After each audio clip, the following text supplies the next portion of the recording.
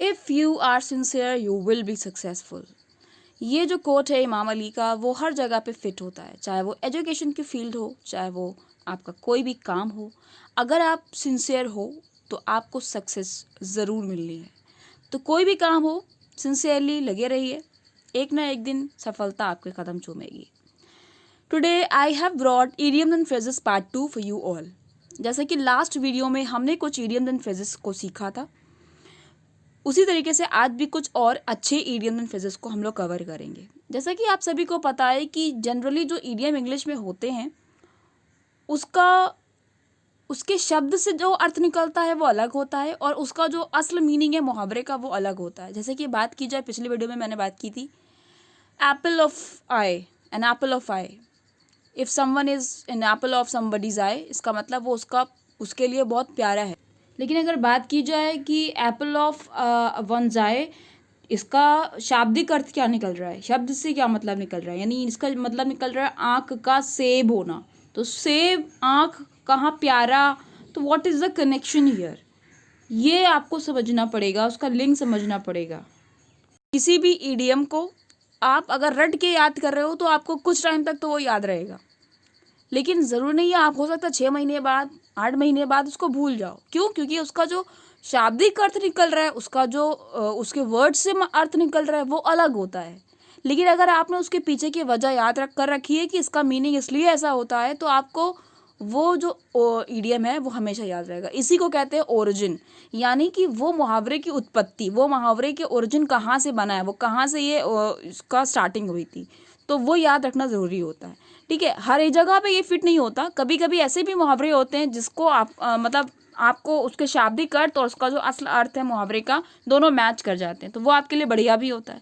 लेकिन generally 40 to 60% मुहावरे ऐसे होते हैं जो अपने मीनिंग से मैच नहीं करते। ठीक है, तो मैच अगर नहीं करते, बस उसी वजह से हमें जानना ज़रूरी पड़ जाता है कि भैया इसका जो मतलब निकल के आ रहा है वो कहाँ से, कैसे लिंक आ रहा है, क्या कनेक्शन आ रहा है, इसलिए जानना ज़रूरी होता है उसके पीछे की स्टोरी।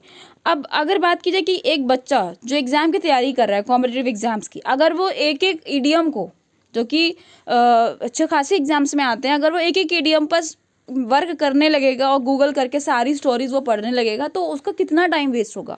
और उसको सिर्फ इंग्लिश नहीं पढ़नी होती, उसे रीजनिंग और मैथ्स पढ़नी भी होती है। ठीक है, तो इसी पर्पज़ से, इसी चीज़ को कवर करने के लिए मैं जो आपकी ये सीरीज़ मैंने स्टार्ट करी है, एक ही पार्ट 1 मैंने अभी इसका बनाया है, मैं आगे कंटिन्यू करूँगी इसको। तो बात ये करना चाह रही हूँ कि ईडियम्स एंड फ्रेजेस, मैं आपको हर ईडियम का उसके पीछे स्टोरी कवर कराऊंगी। तो जो बच्चे कंपटीशन की तैयारी कर रहे हैं वो बिल्कुल फोकस्ड रहे। मैं सारे कम से कम 600 करीब, मेरी सीरीज़ बहुत लंबी होने वाली है, 600 करीब ईडियम्स आपको कवर करवा के रहूँगी और सबके पीछे की स्टोरी आपको बताऊँगी, लिंक। ठीक है, तो चलिए स्टार्ट करते हैं। हमारा जो पहला ईडियम है वो है आपका बैड ब्लड। बैड ब्लड का मतलब होता है एनमिटी, दुश्मनी, बिटर रिलेशन, खराब रिलेशन जिसके होते हैं उन्हें कहा जाता है बैड ब्लड। लेकिन बात की जाए ब्लड का मतलब खून होता है, तो यहाँ रिलेशंस कैसे हो गया मीनिंग इसका। तो बैड ब्लड का सबसे पहले यूज़ किया था चार्ल्स लैम्स ने, जो कि एक राइटर हैं। चार्ल्स लैम्स ने एक ऐसे लिखा था, उस ऐसे में यूज़ किया था बैड ब्लड। एक्चुअली वो ऐसे में उन्होंने लोगों के इमोशंस की बात की थी, और बैड ब्लड मतलब बैड इमोशंस। ब्लड का जो लिंक है वो इमोशन से होता है। ठीक है, तो bad blood means bad emotions. आपके बैड इमोशंस किससे होंगे? जिससे आपकी दुश्मनी होती है। तो बैड ब्लड का मतलब होता है बिटर रिलेशंस या फिर एनमिटी, दुश्मनी। तो ये हो गया बैड ब्लड। नेक्स्ट हमारा है बैग एंड बैगेज। ये आसान है। बैग एंड बैगेज का जो शाब्दिक अर्थ निकल रहा है वही मुहावरे का भी अर्थ है। बैग मतलब होता है जिसमें आप सामान रखते हो। बैगेज कहते हैं उस बिस्तर को जो आप बिछा के सो सकते हो। तो बैग एंड बैगेज का मतलब होता है बोरिया, बिस्तर। लेकिन समेत वर्ड जो है वो यहाँ पे एक्स्ट्रा है, जो आपको समझना पड़ेगा, यानी विद। बैग एंड बैगेज का मतलब होता है विद ऑल बिलोंगिंग्स, यानी जितना आपका सामान है उन सब के साथ। जो सात वर्ड है वो इसमें छुपा हुआ होता है। इस इडियम से रिलेटेड एक एरर पूछी जाती है, वो आपकी पूछी जाती है कि जैसे आपके सामने एक सेंटेंस लिखा है, the cruel husband through her wife out bag and baggage, तो यहाँ आप विद लगा के आता है, विद बैग एंड बैगेज, तो विद नहीं लगता है बैग एंड बैगेज के साथ, तो विद इसमें क्योंकि छुपा हुआ होता है। बैग एंड बैगेज का मतलब ही है बोरिया बिस्तर समेत, यानी क्रूअल हस्बैंड ने अपने वाइफ को बैग एंड बैगेज के साथ बाहर फेंक दिया, ठीक है। तो बैग एंड बैगेज के साथ विद का इस्तेमाल यूज में नहीं करते हैं। Next idiom is baker's dozen. देखिए अब यहाँ पे भी समझना ज़रूरी है। बेकर कहते हैं जो बेक करता है, ठीक है, केक वगैरह बनाता है। और डजन आपको पता है 12 अंकों के समूह को कहते हैं डजन, लेकिन बेकर्स डजन का मतलब होता है 13। तो ये कैसे हुआ लिंक, इसका समझिएगा। पहले ऐसा होता था कि जो बेकर्स होते थे वो बेईमानी करते थे, मतलब कि वो कहते तो थे कि 12 हैं, लेकिन वेट वगैरह कम रखते थे, ब्रेड वगैरह जो भी वो बेचा करते थे, केक वगैरह जो भी बेचा करते थे। तो ऐसा ना होने पाए उसके लिए लोगों ने सरकार ने पेनल्टी रख दी थी कि जो लोग का वेट वगैरह जो कम बेचेंगे उन पे पेनल्टी लगेगी। तो पेनल्टी से बचने के लिए लोग क्या करते थे, कभी कभी डजन के नाम पे लोगों को 12 गिनती के नाम पे 13 चीज़ पकड़ाते थे कि भाई तुम ज़्यादा रख लो लेकिन हमें पेनल्टी ना पड़ने पाए। तो बेकर्स डजन का मतलब होता है 13, यानी 1 एक्स्ट्रा, ठीक है। Next idiom, be born with the silver spoon in one's mouth, यानी कि किसी के मुंह में, वंस मतलब कभी भी आपको वंस लिख के आए किसी भी इडियम में, उसका मतलब होता है किसी, वंस किसी। यहाँ पे आप माय, योर, हिज लगा के इसको यूज करते हैं, ठीक है। तो अगर कोई इंसान अपने मुंह में सिल्वर का स्पून लेके पैदा हुआ है, इसका मतलब ये हुआ कि वो ऐसे घर में पैदा हुआ है जहाँ पे उसको पानी वगैरह भी किस चम्मच से पिलाया जा रहा है, चांदी के चम्मच से। इसका मतलब वो अमीर परिवार में पैदा हुआ है। तो ये भी इजी है समझने के लिए। नेक्स्ट इडियम पे बात करते हैं, be in the driving seat. इसका मतलब होता है सारी जिम्मेदारियां सहना, सारी जिम्मेदारियां का भार उठाना। बी के फॉर्म्स होते हैं हिज एम आर, ठीक है, या वॉज वर। तो यहाँ पे आप इसको यूज कैसे करोगे मुहावरे को, जैसे somebody is in the driving seat so that person is going to take all the responsibilities। जाहिर सी बात है कोई कार में इंसान ड्राइविंग सीट पे जो बैठा होता है वो पीछे वाले लोगों की जिम्मेदारी उठाता है, उनके जान की जिम्मेदारी का जो जिम्मेदारी होती है उसी के सर पे होती है। तो if somebody is in the driving seat, इसका मतलब वो सारी जिम्मेदारियां उठाए हुए। तो यानी ये जो मुहावरा यूज किया जाता है वो तभी नहीं यूज किया जाएगा जब कोई इंसान कार में बैठा है, नहीं, कार से लिंक करके ये मुहावरा बनाया गया है और सिचुएशंस में यूज करने के लिए जब कोई इंसान सारी जिम्मेदारियां अपने सर पे उठाता हो, ठीक है। नेक्स्ट इडियम पे बात कर लेते हैं, है बियर द ब्रंट ऑफ। इसके लिए आपको ब्रंट का मीनिंग समझना पड़ेगा। ब्रंट कहते हैं अनवांटेड और worst part of some situation या सम एक्शन। कोई एक्शन हुआ या कोई सिचुएशन हुई, उस सिचुएशन में कुछ ऐसा घटित हुआ जो हमें नहीं चाहिए था, गॉट इट, यानी कि अनवांटेड रिजल्ट हुआ उसका। तो बियर द ब्रंट ऑफ का मतलब होता है जब कभी कोई अनप्लेजेंट हुआ उसको बियर करना, यानी अनप्लेजेंट रिजल्ट को सहना। This is the meaning of bear the brunt of, to bear the main part of something unpleasant. Beat about the bush का मतलब होता है गोल गोल बातें करना, घुमा फिरा के बातें करना और सीधे मुद्दे पे ना आना, ठीक है। लेकिन अगर इसका मीनिंग आप देखें, बीट मतलब होता है मारना, बुश मतलब होता है झाड़ी, अबाउट मतलब चारों ओर, झाड़ी के चारों ओर मारना। इसका कहाँ से मीनिंग लिंक हो रहा है कि गोल गोल बातें करना, कहाँ झाड़ी कहाँ बातें। तो देखिए ये इसका जो ओरिजिन है, यानी जहाँ से ये मुहावरा बना है, जहाँ से इसका कनेक्शन है वो समझिएगा आप, ठीक है। बुश कहते हैं झाड़ी को। तो इन एंशिएंट टाइम, जब पहले ज़माने में जब बर्ड हंटिंग होती थी, चिड़ियों का जब शिकार किया जाता था, तो कुछ लोग असाइन होते थे, मतलब जिसको शिकार करना है वो लोग कुछ लोगों को रखता था ड्यूटी पर, ताकि वो बुश को बीट कर सके। यानी वो इंसान बुश को बीट करेगा, जिससे क्या होगा, आसपास जो चिड़िया है वो वहाँ से हटेगी, ऊपर की तरफ जाएगी, तो जो दूसरा व्यक्ति है वो उसको शिकार करना उसके लिए आसान हो जाएगा। तो ये जो व्यक्ति है जिसको असाइन किया जाता था क्या करने के लिए, खाली बुश को बीट करने के लिए, तो ये बेचारा घंटों बैठा रहता था, बहुत टाइम उसको लगता था इस काम में, ठीक है। तो बीट अबाउट द बुश का मतलब है कि वो उसका जो मेन पर्पस है वो शिकार नहीं है, वो तब भी क्या कर रहा है, बुश को बीट कर रहा है। यानी he is not coming to the point what he wants, actually he is doing this thing for somebody else, okay, so he is doing something for someone else, So that means he is beating about the bush, he is wasting time, he is not coming to the point. Okay, that is the meaning of beat about the bush, means to talk in roundabout manner. Okay, next जो मुहावरा है वो भी बड़ा interesting सा है, देखिएगा, beck and call. Beck and call आपका जो मुहावरा है वो पहले था बेकन कॉल, बेकन, BECKON आपके सामने है, बेकन कॉल। तो बेकन कॉल को अब बना दिया गया बेक एंड कॉल। ठीक है, क्यों बना दिया गया? क्योंकि जो ON है ना, ON, इसका जो साउंड आता है बोलने में वो आता है एंड साउंड। क्यों? क्योंकि एंड को भी अगर हम जल्दी में प्रोनाउंस करते हैं तो एन होता है, वो एन। ठीक है, अन।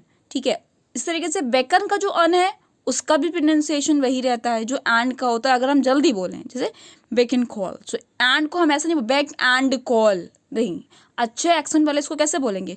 Bacon call. तो एंड को एन बोलेंगे, बात समझ में आ रही है? सो बेकन एंड अन और एंड का प्रोनाउंसिएशन सेम था, इस वजह से बेकन कॉल को बना दिया गया beck and call.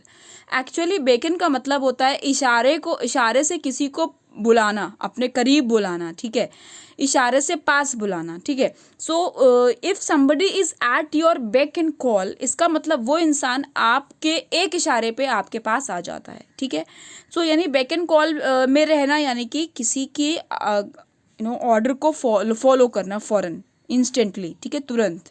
Next idiom है बिग गन। बिग गन ही नहीं, big cheese, big fish, big noise, big shot, big wheel, ये सारे के सारे इडियम्स माने जाते हैं और इन सभी का एक ही मीनिंग होता है, एन इन्फ्लुएंशियल पर्सन। ये सारे वर्ड्स अगर आप गौर करें तो ये सारे इंपॉर्टेंट चीज़ें हैं। ठीक, मान लीजिए बहुत सारी गन्स हैं।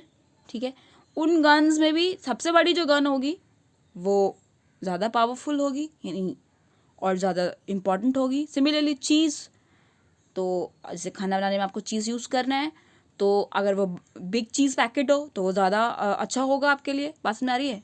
फिश, बिग फिश, यानी ये सारे वर्ड्स खुद ही इंपॉर्टेंट है और इनके आगे बिग लग गया, इसका मतलब क्या हुआ कि इनकी अलग ही पहचान है, इनकी अलग ही इंपॉर्टेंस है। ठीक है, सो ऊंची पहुंच वाले व्यक्ति को बोला जाता है, ये सारे वर्ड्स उन्हीं के लिए यूज़ किए जाते हैं। ठीक है, big gun, big cheese, etcetera. So सभी का मीनिंग होता है इन्फ्लुएंशियल पर्सन।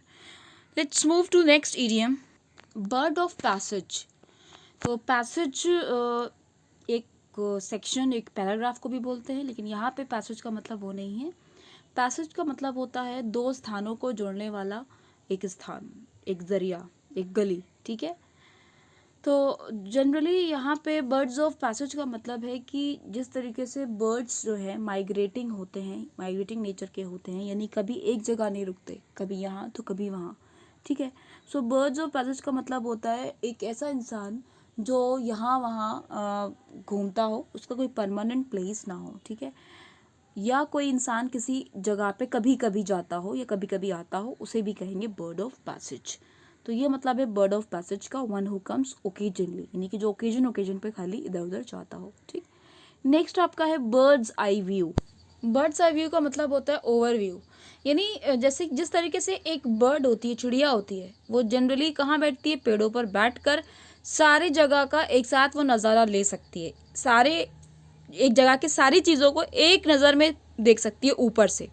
तो यानी जब कभी आप ऊपर से, ऊंचाई से या ऐसी जगह से किसी चीज़ को देखो जहाँ से सब चीज़ आपको दिखाई दे रही है, यानी ऑल ओवर क्या है नज़ारा वो दिखाई दे रहा है, तो उस व्यू को, उस नज़रिए को, उस नज़र को आप बोलेंगे bird's eye view. Got it? If you have a bird eye view of some situation, इसका मतलब उस सिचुएशन की सारी बातें आपको पता है, या इमेजरी के लिए भी यूज़ कर सकते हैं आप ये आप इडियम। सो बर्ड्स आई व्यू का मतलब होता है ओवरव्यू। तो किसी सिचुएशन के लिए भी आप ये मुहावरा यूज़ कर सकते हो या फिर किसी सीन के लिए। Next is birds of feather. इसका मीनिंग होता है people with the same ideas. मतलब कि आपने देखा होगा कभी भी किसी बर्ड्स के आप ग्रुप की बात करें, आसमान में अगर आप देखेंगे तो एक पिजन अपने पिजन के ग्रुप के साथ ही उड़ता है, रेवन विद रेवन, यानी कि जितने भी बर्ड्स वगैरह हैं वो सब अपने ही ग्रुप के साथ उड़ते हैं। तो ये जो आपको मुहावरा है दो तरीके से मिलेगा। इसको ऐसे भी यूज़ कर सकते हैं बर्ड्स ऑफ फेदर ओनली, और ऐसे भी यूज़ करते हैं birds of feather flock together. ठीक है, बर्ड्स ऑफ फेदर मतलब ऐसे इंसानों का झुंड जो एक ही आइडिया से बिलोंग करते हैं, यानी कि सब एक ही सोच रखते हैं। ठीक है, birds of feather flock together, यानी जैसा इंसान खुद होता है वैसे ही लोग चुनता है। इसका birds of feather flock together का मीनिंग वो हो गया। नेक्स्ट है आपका bite the dust. Bite the dust का हिंदी मीनिंग होता है धूल चटा देना, जो आपको हिंदी मुहावरा बहुत रटा होता है, बच्चे बच्चे को धूल चटा देना यानी हरा देना। तो it's very easy to learn, there is no need to learn its origin.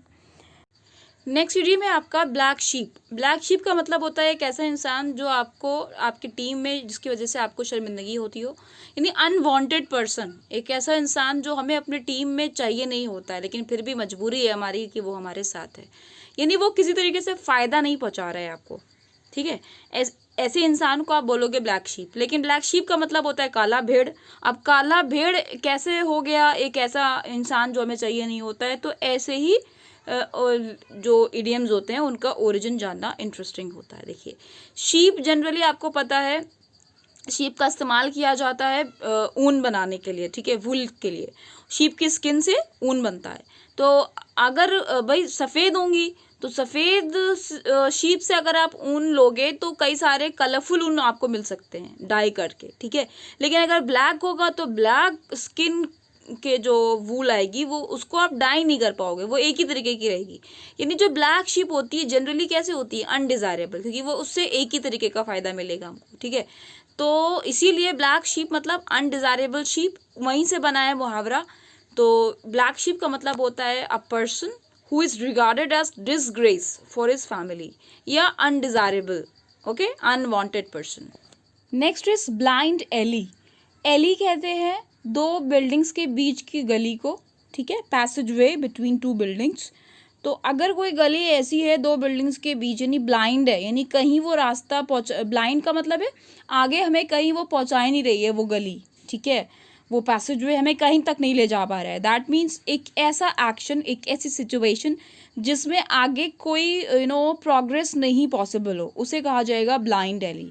A situation in which no further progress can be made. So this is the meaning of blind alley. Alley का मतलब याद रखिए आप, passageway. Blind passageway मतलब जहाँ पे आगे कोई रास्ता संभव ना हो, ओके, यानी कार्य की प्रगति संभव ना हो।